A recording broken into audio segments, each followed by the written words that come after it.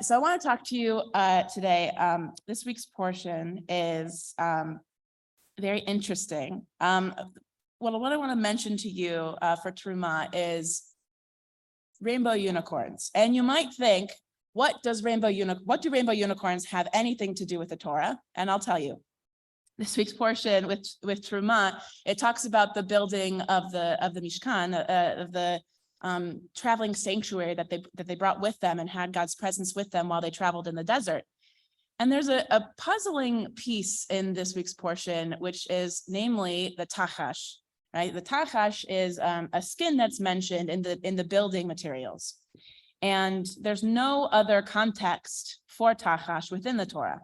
So we don't really know specifically what it is, but there have been many explanations as to what it could be. Clearly, when it's referring to tachash, it's an animal skin. And so the rabbis say different things about what this animal could have been. They say that it had like a leather skin. You could build shoes out of it, but you wouldn't build shoes out of it because it's special. The special building materials for the tabernacle for the sanctuary in the desert. So they say some of the sages had said it has 6 colors. So from that you can infer that's kind of rainbow, right? 6 colors. One of the other explanations is that it was a horned animal, unicorn, possibly. And they say it was a large animal. I think they said it was 50 feet.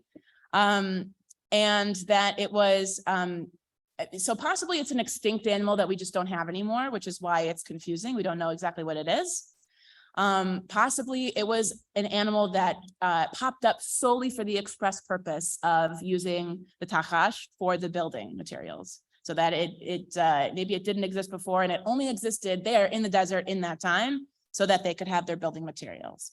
But all of this is to say we still have elements of mystery in the Torah. They say, by the way, that it was a kosher animal because its skin was used for this holy purpose.